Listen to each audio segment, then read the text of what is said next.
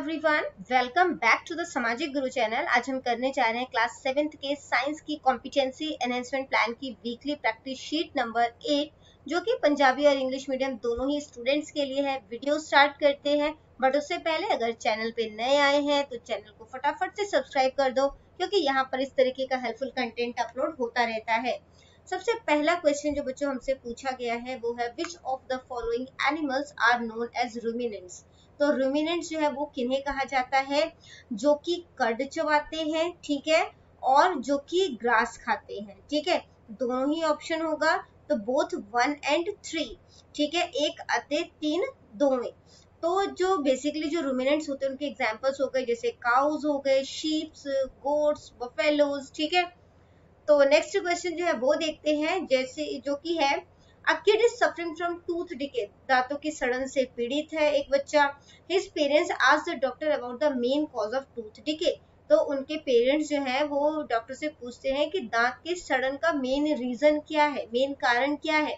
Then which of the following will be the correct reason given by the doctor? तो doctor ने क्या correct reason दिया होगा?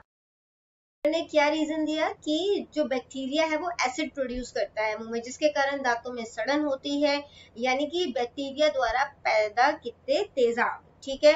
अगला क्वेश्चन है, which of the following part of digestive system undergoes complete digestion of carbohydrate, fats and protein. तो यहाँ पे कंप्लीट डाइजेशन की बात हो रही है, ठीक है। तो कंप्लीट डाइजेशन जो है वो कार्बोहाइड्रेट, फैट्स एंड प्रोटीन्स का वो कहाँ पर होता है? स्मॉल इंटेस्टाइन में, यानी कि छोटी आंतड़ में, ठीक है।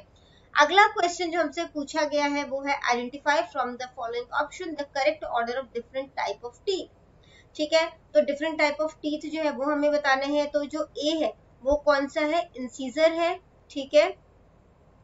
जो बी है वो कैनाइंस है, जो सी है वो प्रीमोलार है, ठीक है, और जो डी है वो मोलार टीथ होते हैं।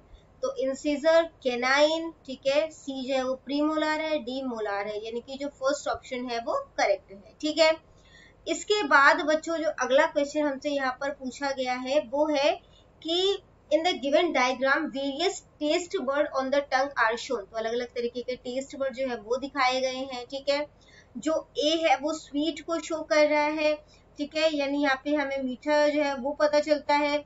जो डी है उसमें हमें बिटर पता चलता है। जो बी है वहां पे हमें सॉल्टी यानी कि नमकीन का पता चलता है।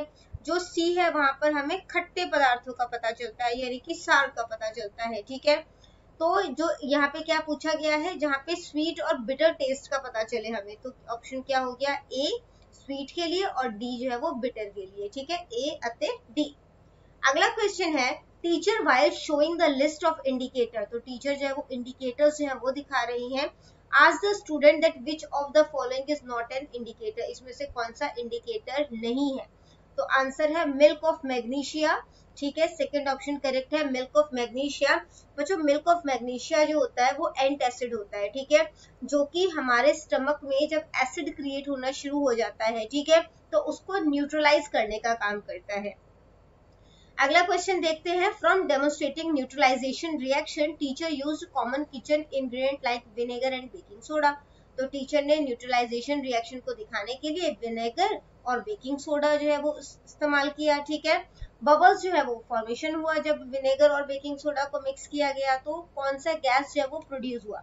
अब देखो, जो न्यूट्रलाइजेशन के लिए विनेगर जो है वो क्या है? एसिड है, और बेकिंग सोडा बेस है। तो बेस और एसिड जब मिक्स होगा तो न्यूट्रलाइज हो जाएगा, ठीक है। और जो गैस प्रोड्यूस होगा वो कौन सा होगा? कार्बन डाइऑक्साइड, ठीक है। इसके बाद बच्चों अगला क्वेश्चन है, which of the following acid is present in ants sting. तो एंट के स्टिंग में, डंक में जो है वो कौन सा तेजाब पाया जाता है? तो आंसर है फॉर्मिक एसिड, ठीक है। अगला क्वेश्चन है, Sunita is cleaning the bathroom tile with the substance given by her mother. तो सुनीता की मदर ने उसे कोई पदार्थ दिया जिससे कि उसने बाथरूम साफ करना है। तो जब उसने इसको टच किया तो वो स्लिपरी था और सोपी था, ठीक है, साबुन के फॉर्मेशन में था, ठीक है, सोपी था। विच of the following is being used by Sunita. तो जो है सुनीता को जो है वो कौन सा जो है वो सब्सटेंस दिया गया? तो बेस। बेस को जब आप टच करते हो तो वो स्लिपरी और सोपी होता है, ठीक है, यानी कि एक खार, ठीक है। इसके बाद बच्चों अगला क्वेश्चन है, during a class teacher explain the topic of acid and base, तो क्लास में टीचर ने एसिड और बेस का टॉपिक जो है वो एक्सप्लेन किया।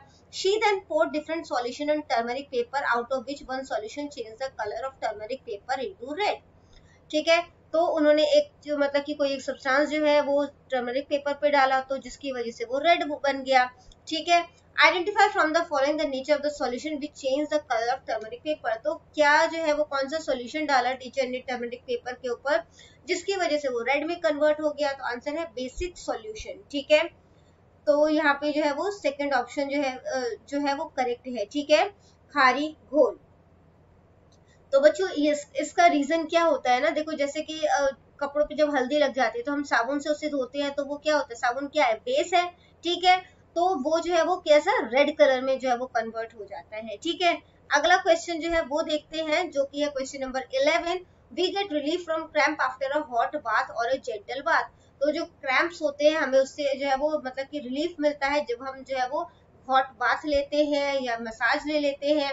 इससे ब्लड सर्कुलेशन इंप्रूव हो जाता है, बॉडी में जो ऑक्सीजन का सप्लाई है वो बढ़ जाता है। ठीक है, during this reaction breakdown of lactic acid takes place into which of the following, तो लैक्टिक एसिड जो है वो किसमें कन्वर्ट हो रहा है, यहाँ पर किसमें चेंज हो रहा है, कार्बन डाइऑक्साइड एंड वाटर में, यानी कि कार्बन डाइऑक्साइड अतः पानी।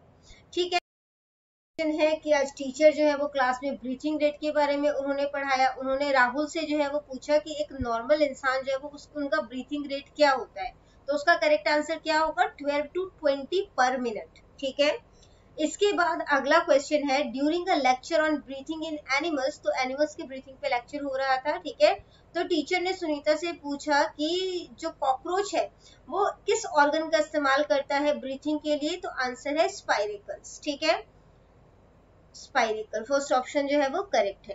क्वेश्चन नंबर 14 है today students wondered about the fact that human exhales oxygen along with carbon dioxide, आज बच्चे जो है वो क्लास में टीचर जो है वो ब्रीथिंग पढ़ा रहे थे तो बच्चे बहुत ज्यादा सरप्राइज हो गए कि हम कार्बन डाइऑक्साइड, क्योंकि अब तक तो हमने पढ़ा था कि हम सिर्फ कार्बन डाइऑक्साइड छोड़ते हैं, है ना, तो आज बच्चों को पता चला कि हम कार्बन डाइऑक्साइड के अलावा ऑक्सीजन भी जो है वो अपने बॉडी से बाहर निकालते हैं, एक्सहेल करते हैं। Teacher asks students to choose from the following the correct percentage of oxygen that is exhaled by human, तो ह्यूमन जो है वो कितना परसेंटेज ऑक्सीजन जो है वो एक्सहेल करता है वो टीचर ने पूछा। ठीक है, तो 16.4% ऑक्सीजन एक्सहेल करता है। ठीक है, और 4.4% कार्बन डाइऑक्साइड जो है वो बॉडी से रिलीज करता है। ठीक है, या कह सकते हो एक्सहेल करता है। ठीक है, तो यहाँ पे हमसे ऑक्सीजन का पूछा है तो हम 16.4% पे टिक कर देंगे। ठीक है, अगला क्वेश्चन है which of the following organism is use for the preparation of bread, idli and dosa. अब देखो ये सारी चीजें जो है वो फर्मेंट हो रही है। ठीक है, यानी कि उसमें खमीरीकरण हो रहा है, तो इन सब चीजों को बनाने के लिए आपने यीस्ट सुना होगा, यीस्ट भी ऐड किया जाता है, खमीर ऐड किया जाता है। ठीक है, तो ताकि जो है वो डो जो है वो फूल सके। ठीक है, तो खमीर जो है यानी कि जो यीस्ट है वो इसका आंसर हो जाएगा।